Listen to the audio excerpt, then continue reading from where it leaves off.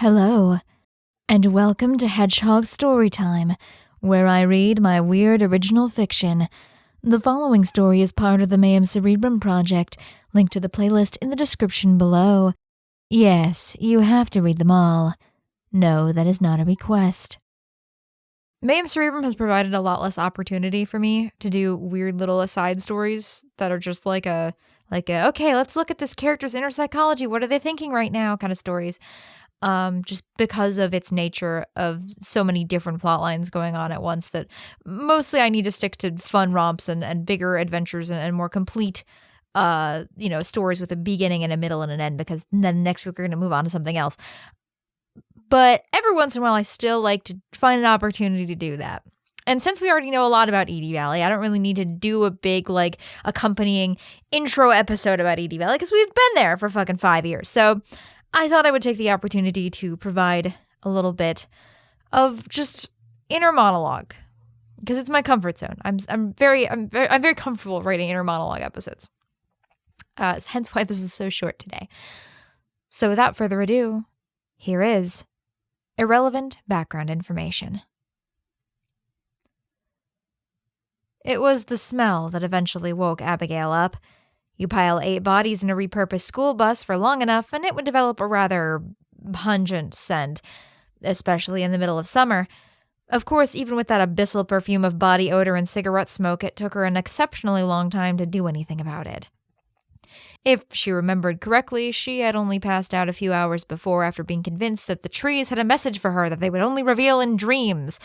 She thought she also might have cured irritable bowel syndrome, but she couldn't remember for the life of her what the molecular makeup of the capsule had been. She should have recorded herself. Abigail was convinced that the best scientific discoveries were made while absolutely blitzed on a proprietary blend of acid and mescaline. If only the broader scientific community agreed with her. Abigail and conventional science didn't see eye to eye on a lot of things. Ultimately, that was probably why she was out here, driving around the backwoods section of New England with a bus full of drugged-up, oversexed hippies on their way to what would later be referred to as one of the most legendary musical festivals in the history of, well, everything. Finally, after a good 10 minutes of breathing through her mouth, Abigail peeled her eyes open enough to realize that it was maybe a little later in the day than she thought. The frogs were already croaking in the swamp next to where they'd parked the night before. Groaning, she entangled herself in the mass of human flesh around her and gingerly stepped between limbs and heads and other appendages on her way to the doors. This whole thing had started out as a crazy little idea. Why not? Why not take a bus to Woodstock, see how many people she could pick up along the way, and how easy it would be to brainwash them into joining a drug-fueled sex cult dedicated to the worship of Hastur the King in Yellow? So far, it had gone almost too well. She'd expected at least a little resistance to some of the crazier bullshit she'd told them, but no dice there. Abigail didn't like being disappointed in humanity. She thought the desperate struggle of it all was the most fascinating part. Of course, what she was doing out here wasn't real science. If she had any intention of doing this right, she would have started with a mixed control group full of ordinary people. Maybe that would have been more fun. Either way, this experiment had gone all wrong. Maybe she'd picked up people who were too vulnerable, or she'd introduced the hard drugs too early. Hell, maybe she'd bandied around her doctorate too strongly and gave herself too strong of an ethos. There hadn't been any resistance at all. Now she was stuck with a bus full of kids with too many daddy issues who hung on her every word. That wasn't fun. It was irritating. She was telling them absolutely bonkers shit that she'd stolen wholesale from a Robert Chambers short story collection, and they ate it all up. Not a single intelligent thought between them. Beyond the road, there was a ditch that slowly sank into an algae-capped swamp. Abigail wished she'd had a lake to stare into or something, and maybe that it was about 10 degrees cooler, but she worked with what she had. She always did. Dr. Abigail Hodge. It hadn't been that long since she'd received the doctorate, so it still felt a little bit odd to her. Yet, while her peers were out writing books and changing society, here she was ruining the lives of a couple of dumb kids. When Abigail had started out on this endeavor, she'd had plans of doing something great with it. She'd named the article something like Up Close and Personal with the Cult Mentality, and she'd coined something as the Hodge Principle or something dumb like that, and it'd be used in deprogramming drugged-up rich kids. Who was she kidding? Probably be used by corporations to do the brainwashing, or worse, the government.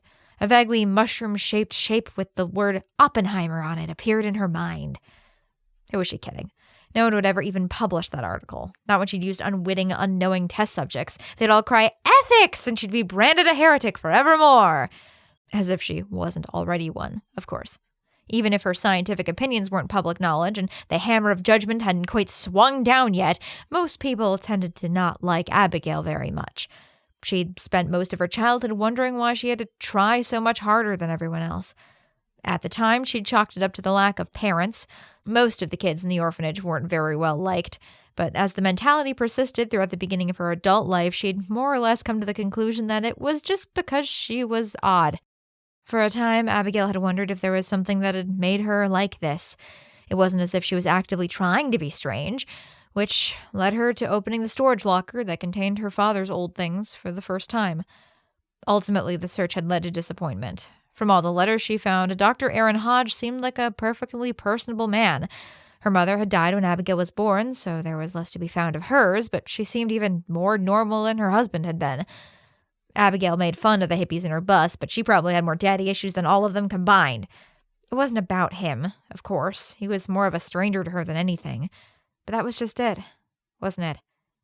He'd never been there. Maybe Abigail would have been normal if he had been. Probably not. God, what was she doing here? Both the whole endeavor and the fact that the swamp water was starting to cover her toes. And why was she even thinking about her father anyway? She hadn't in years. Not before digging through that storage locker anyway. The term quarter-life crisis wouldn't be invented for another few decades, but she was definitely feeling the mid-20s malaise. Abigail was 25 now, and this is not where she had seen herself 5 years back. When she was just completing her undergrad, she'd been anticipating a big project that she could dedicate her life to, something that might change the world. At the very least, she'd envisioned some test subjects who would put up a fight.